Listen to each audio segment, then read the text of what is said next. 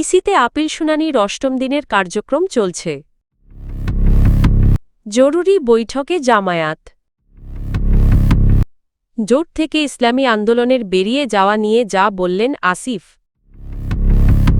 বিএনপিতে যোগ দিলেন জাপার শতাধিক নেতাকর্মী।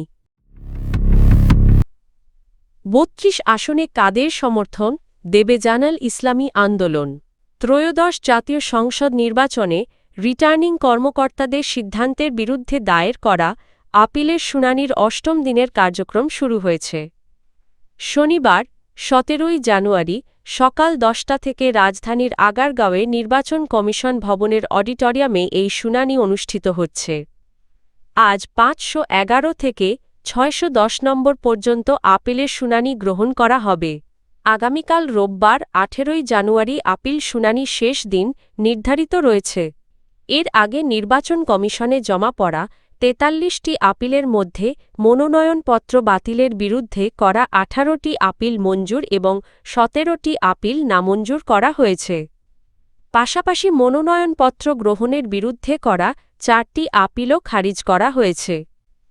শুনানি শেষে আরও ৪টি আপিল আবেদন অপেক্ষমান রাখা হয়েছে। জরুরি বৈঠকে বসেছে বাংলাদেশ জামায়াতে ইসলামীর কেন্দ্রীয় নির্বাহী পরিষদ। শনিবার ১৭ জানুয়ারি সকাল ৯টায় রাজধানীর মগবাজারে দলটির কেন্দ্রীয় কার্যালয়ে বৈঠকটি শুরু হয়। বিষয়টি নিশ্চিত করেছেন জামায়াতে ইসলামীর কেন্দ্রীয় সহকারী সেক্রেটারি জেনারেল এবং মিডিয়া ও প্রচার বিভাগের সেক্রেটারি এহসানুল মাহবুব জুবায়ের। বৈঠকে জামায়াতে ইসলামীর আমির ডা.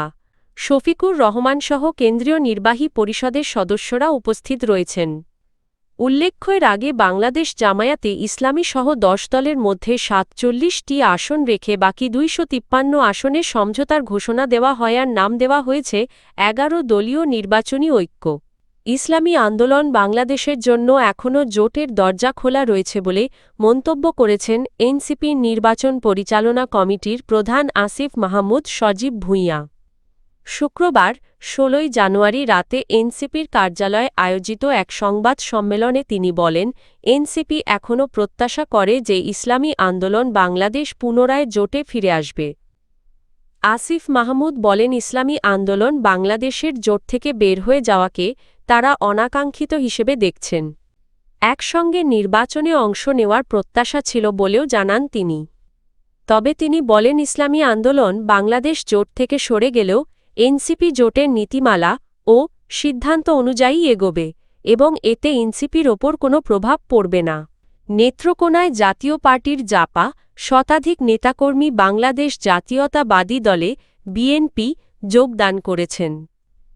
শুক্রবার ১৬ জানুয়ারি সন্ধ্যায় সদর বারহাট্টা আসনের বিএনপির মনোনীত প্রার্থীর কার্যালয়ে আনুষ্ঠানিকভাবে তারা বিএনপিতে যোগ দেন।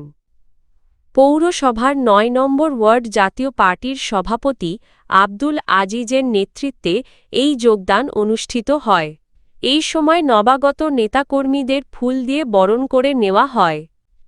অনুষ্ঠানে প্রধান অতিথি হিসেবে উপস্থিত ছিলেন জেলা বিএনপির সভাপতি ও নেত্রকোনা-২ আসনে বিএনপির মনোনীত প্রার্থী অধ্যাপক ডা. আনোয়ারুল হক। বিশেষ অতিথি হিসেবে উপস্থিত ছিলেন জেলা বিএনপির সাবেক সভাপতি অ্যাডভোকেট নুরুজ্জামান নুরু, সাবেক যুগ্ম আহ্বায়ক বজলুর রহমান, পাঠানপৌর বিএনপির ভারপ্রাপ্ত সভাপতি মেহেরুল আলম রাজু, সাবেক সাধারণ সম্পাদক আমিনুল ইসলাম সহ দল ও অঙ্গ সংগঠনের নেতারা।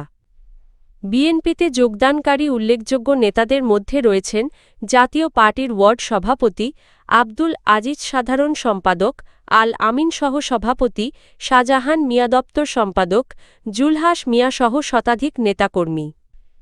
নবাগত নেতাকর্মীরা জানান, আসন্ন জাতীয় সংসদ নির্বাচনকে সামনে রেখে বিএনপির নেতৃত্ব ও ভারপ্রাপ্ত চেয়ারম্যান তারেক রহমানের রাজনৈতিক আদর্শে অনুপ্রাণিত হয়ে তারা জাতীয় পার্টি ত্যাগ করে বিএনপিতে যোগ দিয়েছেন। অনুষ্ঠানে বক্তব্যে অধ্যাপক ডা.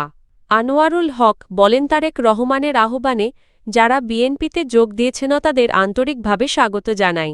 গণতান্ত্রিক বাংলাদেশ গড়তে সবাইকে ঐক্যবদ্ধভাবে কাজ করার আহ্বান জানান তিনি। জামায়াতে ইসলামীর নেতৃত্বাধীন ১১ দলীয় নির্বাচনী ঐক্যে যাচ্ছে না ইসলামী আন্দোলন বাংলাদেশ আইএবি। শুক্রবার ১৬ জানুয়ারি বিকেল ৩টায় রাজধানীর পুরানা পল্টনে দলের কেন্দ্রীয় কার্যালয়ে আয়োজিত এক সংবাদ সম্মেলনে এ ঘোষণা দেওয়া হয়। সংবাদ সম্মেলনে জানানো হয় এর আগে ঘোষিত ২৭০ আসনের প্রার্থীদের মধ্যে কেউ মনোনয়নপত্র প্রত্যাহার করবেন না। ইতোমধ্যে ২ প্রার্থীর মনোনয়ন বাতিল হওয়ায় ইসলামী আন্দোলন বাংলাদেশ এককভাবে ২৬৮ আসনে নির্বাচনে অংশ নেবে। বাকি ৩২ আসনে কাদের সমর্থন দেওয়া হবে সে বিষয়ে সিদ্ধান্ত মনোনয়নপত্র প্রত্যাহারের পর নেওয়া হবে বলে জানায় দলটি। দলের জ্যেষ্ঠ যুগ্ম মহাসচিব ও মুখপাত্র গাজী আতাউর রহমান বলেন, আমাদের ২৬৮ আসনে প্রার্থী রয়েছেন। অবশিষ্ট ৩২ আসনে আদর্শ ও লক্ষ্য যাদের সঙ্গে সামঞ্জস্যপূর্ণ হবে তাদেরই সমর্থন দেওয়া হবে। তিনি আরও বলেন, ইসলামী আন্দোলন বাংলাদেশ তাদের আদর্শিক অবস্থান থেকে সরে না গিয়ে নির্বাচনী কার্যক্রম পরিচালনা করবে।